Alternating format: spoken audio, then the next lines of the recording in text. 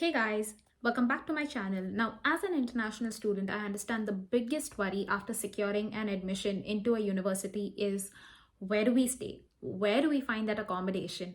And as you all know, I have lived and studied in UCL, London, and London is one of the most expensive places in UK and possibly in the world. So in today's video, I will be sharing some different types of accommodation that are available to students and also some websites where you can find the cheapest accommodation for yourself. So if you are interested in this content, please keep watching. So the first thing that obviously is available to students is university halls. Now, university halls are where the university has some residential area around itself where students can stay together. Now, one of the biggest advantages of university halls is obviously that many students can live together. So obviously they can make new friends, especially because we are international students. But also university halls are at a distance that is close to the university. So your commute time to the university reduces, and also your travel costs to the university reduces. But that being said, you also need to think what is the location of your university. For example, my university was in central London. Now, you know that central London is possibly one of the most expensive places in the UK to live. So, if I had chosen to live in a university hall, my rent in a university hall would have been much larger than what I had paid. Hence, I chose to not stay at a university hall. But again, that being said, if your university is at a location where the rent is, going to be cheaper, then you might as well take the opportunity to stay at a university hall and see if the university gives you this option. The second kind of accommodation that is available to most students is private student accommodation. Now, private student accommodation are basically buildings that are built recently. So these are complexes and apartments that are built with the intention of having students in mind. Now, what's really amazing about these private student accommodations is that most of these accommodations come with all bills included. That is your heating, electricity, gas, water, broadband, or Wi Fi. All of these bills come within an inclusive price of what you will pay. Now, some of these private student accommodations would have an ensuite room.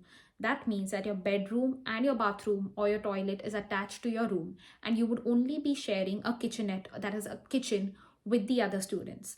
But because this is such a pricey affair, most of these are really expensive, and I would recommend that if you are looking for a cheaper option or a budget friendly option, private student accommodations is not for you.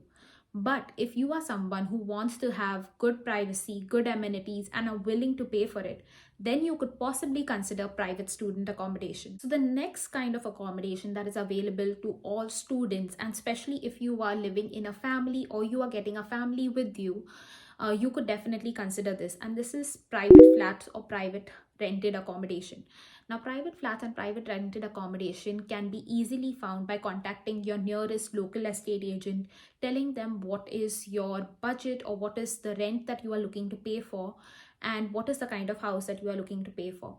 And once they've had that down, they will set up some viewings for you. So once you go and view the house, if you like the house, you can tell the estate agent that you really like it and would like to go forward with it. Now, I think one of the most important things that you need to keep in your mind about private accommodation, like private rented flats or accommodation, is that you will be needing to pay most of the bills that are associated with these flats. So that being said, you would need to pay the heating, the gas, the electricity, any kind of broadband or TV licenses that you would have in your particular flat or rented accommodation. But one good benefit of this is that because you are finding this place through a real estate agent, if anything happens in the house and if you need any assistance from the landlord, for example, your boiler breaks down or there is no heating that is working within the house, you can contact the real estate agent and they will contact the landlord. So you do not have to go and directly speak to a landlord. The real estate agent will act as a mediator for you. And another good thing about this is that obviously because you will be a single family or a single group of people living within this particular flat, you will have more privacy as compared to university halls or private student accommodation. And finally, coming down to the last type of accommodation, and this is the type of accommodation that I love, that I use, and it is known as house share. Now, house share or flat share is basically where you as an individual, obviously because you are one person, will go to live with another group of people.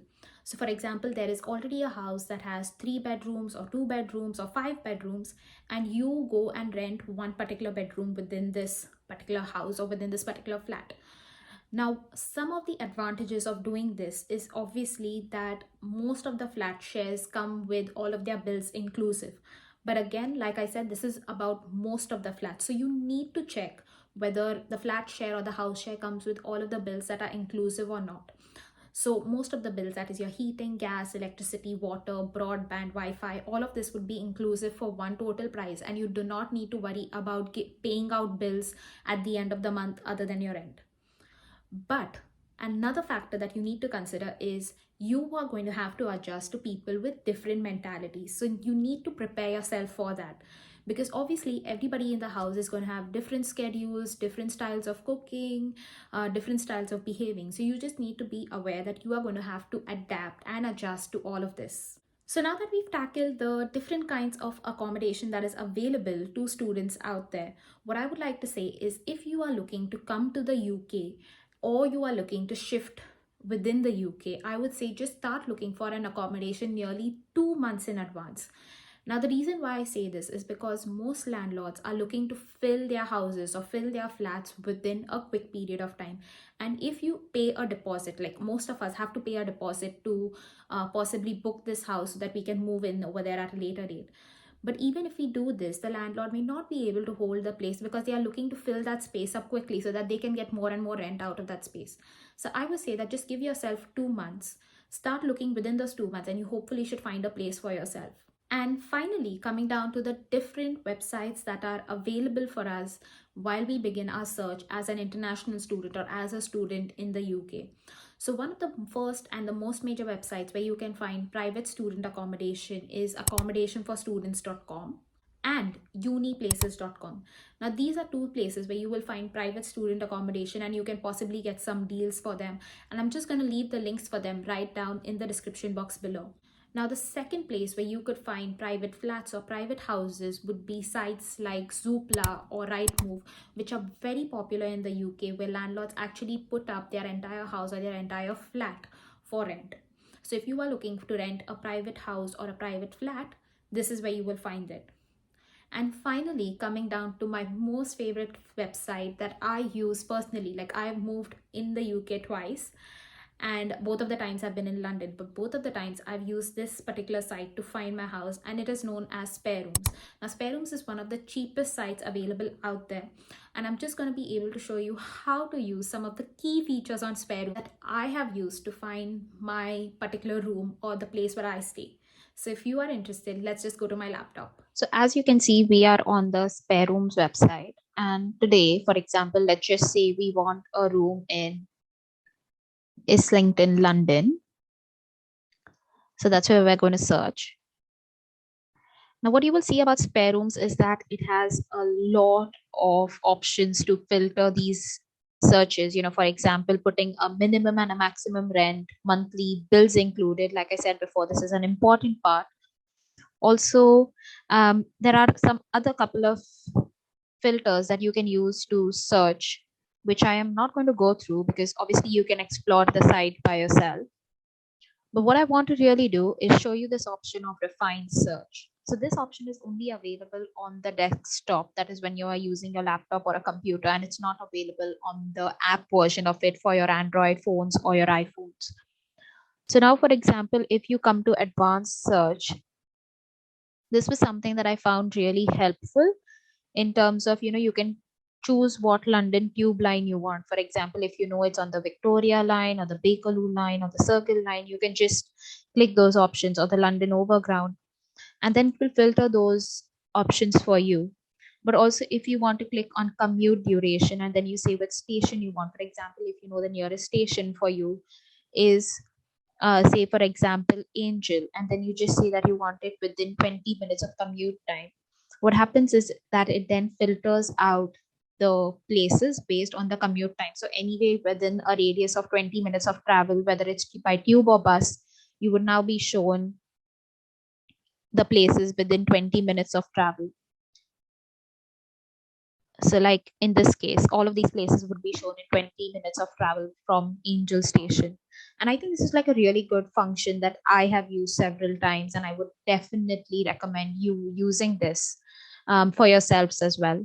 So now that we've covered all of these different things about the kinds of houses, where do you find them, and when do you start looking for, I would just like to say that if you like this content, please do not forget to give it a thumbs up or a like, just so that this video is spread more among the users of YouTube who are looking for similar content. But also, if this is your first time to my channel, please do not forget to hit the subscribe button. If you have any questions, comments, feedback about this video, please do not forget, leave them down in the comment section below and I will try to get back to them. But that's it for today, you guys. Take care, you all. Thank you so much for watching. Bye bye.